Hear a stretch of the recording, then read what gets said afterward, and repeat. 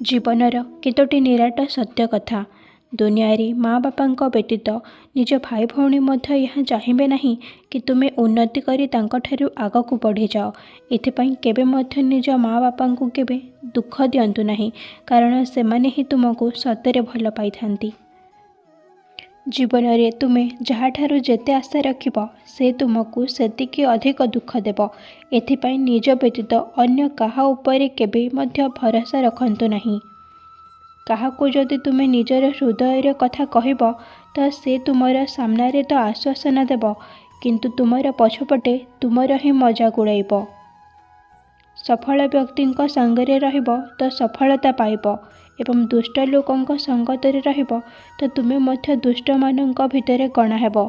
ଏଥିପାଇଁ ନିଜର ସାଙ୍ଗର ଚୟନ ବହୁତ ଧ୍ୟାନରେ କରନ୍ତୁ, କାରଣ ତୁମେ ଏହି 5 ଲୋକଙ୍କର ଏଭାରେଜ ଅଟ, ଯାହାଙ୍କ ସାଥିରେ ତୁମେ ନିଜର ସବୁଠାରୁ ବେଶୀ ସମୟ ବିତାଅ।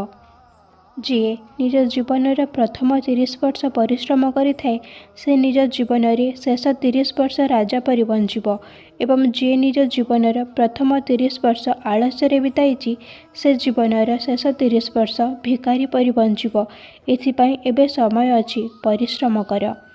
ଯଦି ନିଜ ମା ବାପାଙ୍କୁ ଖୁସି ଦେବାକୁ ଚାହୁଁଛ ତ ନିଜର ସ୍ତ୍ରୀ ସନ୍ତାନମାନଙ୍କ ସାମ୍ନାରେ ନିଜ ମା ବାପାଙ୍କର କେବେ ମଧ୍ୟ ନିରାଦର କରନ୍ତୁ ନାହିଁ, ଅନ୍ୟଥା ସେମାନେ ଗୋଟିଏ ଦିନ ତୁମର ମା ବାପାଙ୍କ ସହିତ ମଧ୍ୟ ସେମିତି ହିଁ କରିବେ। ଜୀବନରେ କେବେ ମଧ୍ୟ ନିଜ ରହସ୍ୟ କାହାକୁ କୁହନ୍ତୁ ନାହିଁ, ସେ ଯେତେ ମଧ୍ୟ ପ୍ରିୟ ମିତ୍ର ବା ପତ୍ନୀ ହୋଇଥାଉ ନା କାହିଁକି, କାରଣ ଯେଉଁଦିନ ଏହି ଲୋକଙ୍କ ସହିତ ତମର ସମ୍ପର୍କ ଠିକ୍ ରହିବ ନାହିଁ ସେହିଦିନ ଏହି ଲୋକମାନେ ହିଁ ଆପଣଙ୍କୁ ସବୁଠାରୁ ବେଶୀ କ୍ଷତି ପହଞ୍ଚାଇବେ। ଏହା କଳିଯୁଗର ସତ୍ୟ ଅଟେ ଯେ ଏକ ବାପା ନିଜ 7 ସନ୍ତାନର ପେଟ ପ୍ରତିଦିନ ଭରିପାରିବ, କିନ୍ତୁ ସେ 7ଟି ସନ୍ତାନ ମିଶିକରି ମଧ୍ୟ ଏକ ବୁଢ଼ା ବାପାର ପେଟ ଭରି ପାରନ୍ତି ନାହିଁ।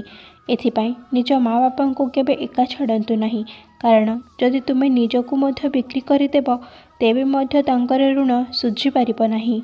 ମଣିଷ କହିଥାଏ ଯେ ମୁଁ ଗୋଟିଏ ଦିନ ସେଠାକୁ ଯିବି, ବହୁତ ବୁଲିବି, ବହୁତ ମସ୍ତି କରିବି, ନିଜ ଜୀବନର ଆନନ୍ଦ ନେବି, କିନ୍ତୁ ସେ ଗୋଟିଏ ଦିନ କେବେ ଆସିନଥାଏ ଏବଂ ଜୀବନ ହିଁ ସମାପ୍ତ ହୋଇଯାଇଥାଏ।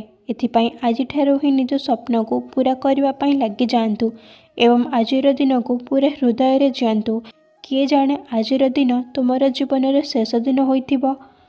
90% ପିଲା ନିଜ ପାଠ ପଢ଼ିବା ଏବଂ କ୍ୟାରିୟରକୁ ଛାଡ଼ି ସୁନ୍ଦର ଝିଅଙ୍କ ପଛରେ ପଡ଼ିଯାଆନ୍ତି, କିନ୍ତୁ ନା ତ ତାଙ୍କୁ ସେହି ଝିଅ ମିଳିଥାଏ ଏବଂ ନା ହିଁ ସଫଳତା, କିନ୍ତୁ ସେହି ସୁନ୍ଦର ଝିଅଟି ସେହି 10% ପୁଅଙ୍କ ପଛରେ ଭାଗନ୍ତି ଯିଏ ପଢ଼ିଲେ କି ସଫଳତା ହାସିଲ କରନ୍ତି ଏବଂ ସେହି 10% ପିଲାଙ୍କୁ ଝିଅ ମଧ୍ୟ ମିଳିଥାଏ ଏବଂ ସଫଳତା ମଧ୍ୟ।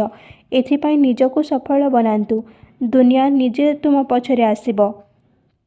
ସାଙ୍ଗମାନେ, ଯଦି ଆପଣମାନଙ୍କୁ ଏହି ଭିଡ଼ିଓଟି ଭଲ ଲାଗିଲା ତ ନିଶ୍ଚୟ ଲାଇକ୍ କରନ୍ତୁ ଏବଂ ଆଗକୁ ଏହିଭଳି ଭିଡ଼ିଓ ଦେଖିବା ପାଇଁ ଏହି ଚ୍ୟାନେଲକୁ ସବସ୍କ୍ରାଇବ୍ କରିଦିଅନ୍ତୁ।